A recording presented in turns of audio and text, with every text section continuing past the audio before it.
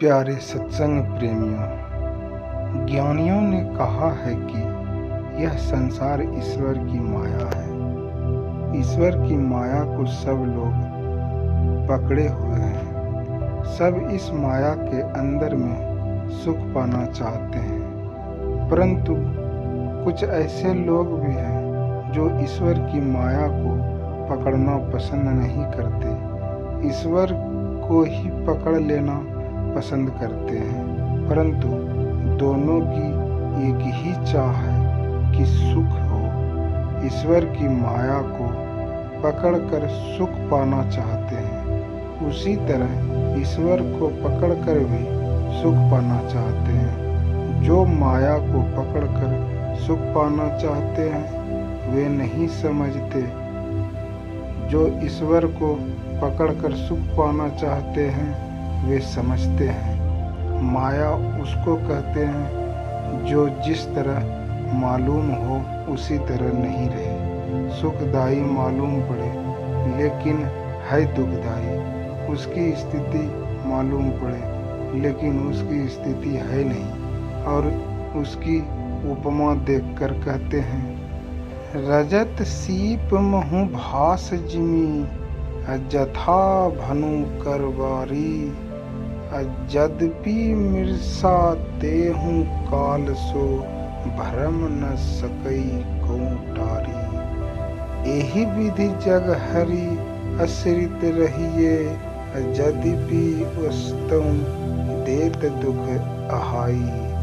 मतलब यह है कि सीप में चांदी का भास होता है लेकिन चांदी है नहीं। इसी तरह ईश्वर की माया भासमान है, उसकी स्थिति जान पड़ती है परंतु स्थिति है नहीं, केवल भ्रम से ही ऐसा मालूम होता है। धूप की चमकी में, खासकर रेगिस्तान में बालू पर बड़ी चमकी होती है। इससे जैसे पानी मालूम पड़ता है, पानी का हिलोर मालूम पड़ता है लेकिन पानी है नहीं। इसी तरह ईश्वर की माया है, मालूम पड़ती है लेकिन है नहीं। इसको जानना चाहते हो तो अंदर घुसो तो पता लगेगा कि स्थिति इसकी नहीं है, स्थिति ईश्वर की है। जो ऐसी चीज है इसको पकड़कर यदि कोई सुखी होना चाहते हैं तो उसको पकड़कर कैसे सुखी हो सकते हैं। जो ऐसा मालूम पड़ता है कि लेकिन है नहीं, उसका सुख कैसा होगा। सुख मालूम पड़ता है लेकिन सुख है नहीं। भोजन कहते हैं स्वाद अच्छा लगा, सुख मालूम हुआ, भोजन करना छोड़ दिया, भोजन की रुचि नहीं है। तब जो सुख भोजन करते समय होना था सो रहा नहीं। इसी तरह संसार का सुख है, स्वाद सुख के लिए भोजन की ओर लोग चलते हैं और भोग करते चले जाते हैं। कभी तृप्ति नहीं, सब दिन इच्छा नहीं रहती, तृष्णा बढ़ती जाती है। सुख पाने भोजन के पीछे चले थे लेकिन मिलता दुख है। यह एक मिसाल कहा। इसी तरह तलाश करनी चाहिए कि सुख है कि नहीं। माया के पदार्थों में खोजने पर सुख नहीं है। माया के अतिरिक्त परमात्मा या ईश्वर बच जाते हैं। उनकी निशब्द जो ख्याल करते हैं तो कहते हैं कि वे सुख स्वरूप है, शांति स्वरूप है। उन शांति स्वरूप को ही पकड़ा जाए। माया की स्थिति नहीं है, ईश्वर की स्थिति है। क्योंकि संसार में सब पदार्थ पर ख्याल करने पर ऐसा मालूम होता है कि सभी शांत हैं। ईश्वर की माया इन्हीं शांत पदार्थों में बटकर है।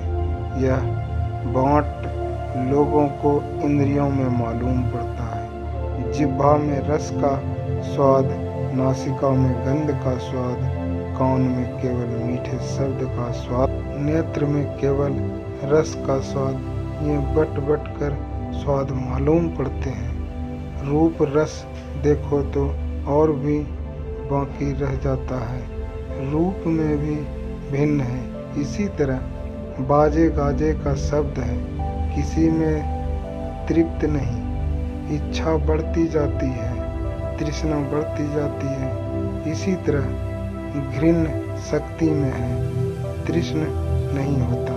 त्वचा में नाना प्रकार का स्पर्श हो, लेकिन स्पर्श सुख भी शांतिदायक नहीं, वहाँ भी तृष्णा बढ़ती जाती है। इसके वास्ते लोगों की दुर्दशा हो गई है। माया के अंदर यही सुख है। रूप रस गंध स्पर्श और शब्द और तो जान पाते नहीं। ज्ञानी लोग यह देख कर बताते हैं कि आगे बढ़ो, परमात्मा की माया ऐसी ही है। परमात्मा को पाओ तो परमात्मा में जो सुख है उसको पाओगे। परमात्मा में जो नित्यानंद है, परमात्मा है, वही आपको भी मिलेगा। भक्त सूरदास जी ने कहा, परम स्वाद सब ही जो निरंतर, अंतिम तोष उपाजा। मन वाणी को अगम अगोचर, सो जाने जो पावे।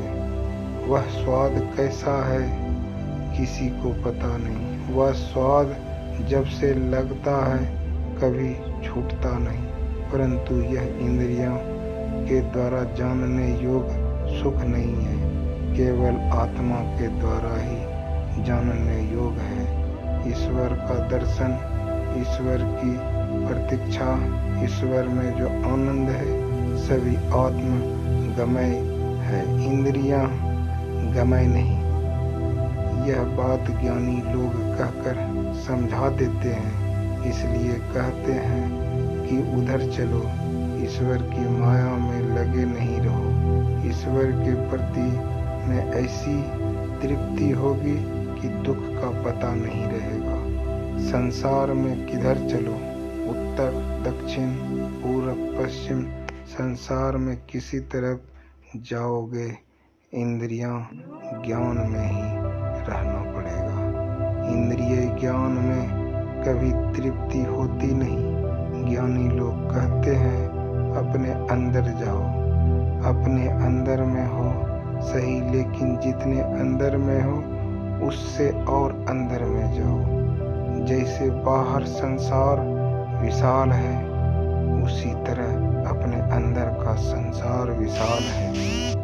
जागृत में रहते हो, स्वप्न में रहते हो, सुषुप्त में रहते हो, इनसे ऊपर जाओ। तीन अवस्था में सोया रहता है।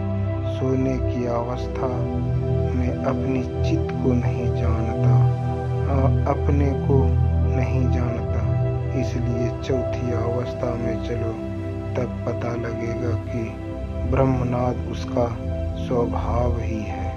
तृष्णा से छूटकर पूर्ण संतुष्ट बनाकर रखता है। ऐसा सुख ईश्वर की खोज में चलते चलते ईश्वर को पाकर होगा। अपना भी ज्ञान नहीं है, अपनी भी खोज अपने अंदर करनी होगी। सबको प्रत्यक्ष यह है कि शरीर नाशवान है, शरीर छूटता है, इसको जला देता है, गाड़ देता है।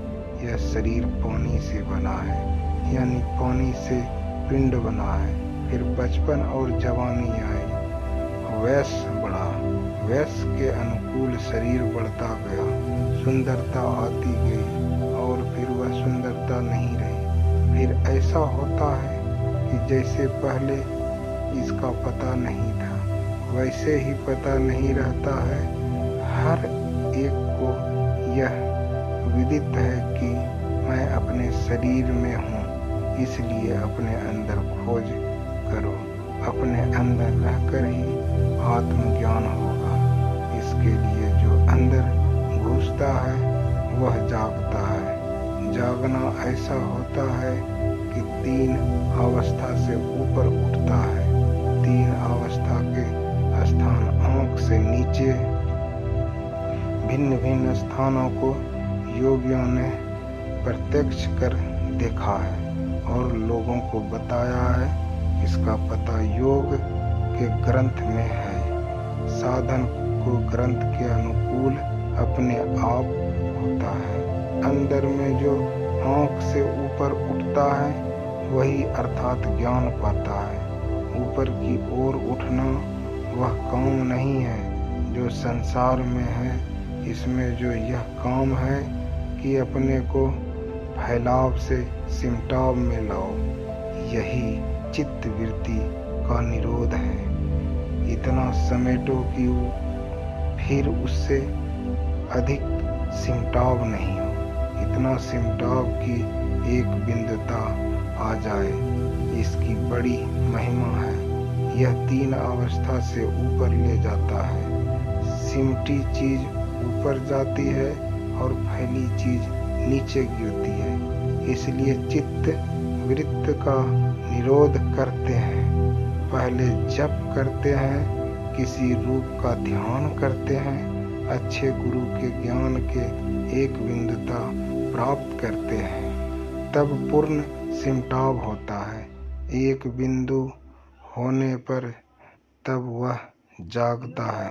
वह देखता है कि सकल मोह भय हरस दिवस निसी, देह काल तहु नाही, तुलसी दास अहि दसाहीन, संशय निर्मूल ना जाही। जो इस दशा को पाता है वही हरि सुख का पता पाता है। संत कबीर साहब कहते हैं, परमात्मा गुरु अपने अंदर है, तब इससे निकट और क्या होगा। 3 अवस्था में रहकर कितना भी ज्ञान पढ़ लोगे, कबीर साहब ने कहा है, जगो परमात्मा प्रत्यक्ष होंगे। इसमें बात है कि कब काल ग्रस ले ठिकाना नहीं। इसलिए शीघ्र सद्गुरु की खोज करके इनके चरण में लगो, ध्यान करो, माया की ओर से छुटाव होगा।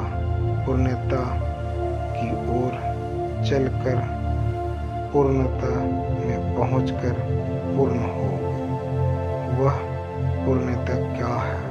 परमात्मा चाहिए, सद्गुरु सत्संग, सद्ज्ञान जो जानते हैं, सद्भाव की युक्ति जानते हैं, अपने साधन करते हैं औरों को उसमें लगाते हैं, ऐसे को सद्गुरु कहते हैं। ऐसे की शरण में जाओ, साधन करो। साधन ऐसा कठिन नहीं कि लोग नहीं कर सके, सरल काम है। ख्याल लगाना सभी से होगा। कैसे ख्याल लगावे? गुरु से जानो। जो इन बातों को जानते हैं उनको लोग ज्ञानी कहते हैं। संयमी होकर रहो। जो संयमी होकर रहते हैं वे संसार में सभी सुखी होते हैं और ईश्वर की ओर बढ़ते बढ़ते सुखी होते जाते हैं। ईश्वर को पाकर परम सुखी हो जाते हैं। फिर संसार की कोई इच्छा नहीं रह जाती। चाहिए ऐसा सत्संग किया जाए, संयम होकर रहना तप है। इसलिए क्या करना चाहिए? पहली बात, झूठ को छोड़ देना चाहिए। दूसरी बात, किसी किस्म की चोरी नहीं करनी चाहिए। तीसरी बात, वे विचार नहीं करना चाहिए। चौथी बात, नशा नहीं लेना चाहिए। पांचवी बात, हिंसा नहीं करनी चाहिए। इस सिलसिले में निरामिष भोजी हो बनो। यह देश तो ऐसा ही है। निरामिष भोजी होकर रहना सरल है। संसार में ऐसा भी देश है जहाँ निरामिष होकर रहना कठिन है। आमिष में पाशविक गुण रहता है। पाशविक गुण बढ़ाने से अनंत साधना, ईश्वर में प्रेम होना असंभव है। इसलिए ईश्वर के प्रेमी को पंच पापों से छूटकर रहना आवश्यक होता है। जो पंच पापों से छूटकर रहता है, संसार में वह पूज्य होता है। उसकी तृष्णा छूटती जाती है, लोभ लालच छूटते जाते हैं। तब यह छूटने का जो लाभ है सो होता है। न पैसा बहुत चाहिए, न अन्न बहुत चाहिए। अब गुणों को छोड़कर वह सद्गुणों का ग्रहण करते रहने से संसार में सुखी रहता है। धर्म वह है जिससे इहलोक और परलोक दोनों में सुखी रहा जाए। जो पंच पापों से छूट कर रहता है वह उत्तम परलोक पाता है और अंत में परमात्मा को भी पाता है। ईश्वर भजन में मन लगता है।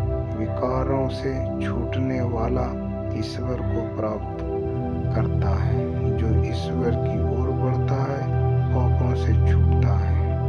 लोगों को चाहिए कि ईश्वर का भजन करें, संसार का काम छूटना नहीं।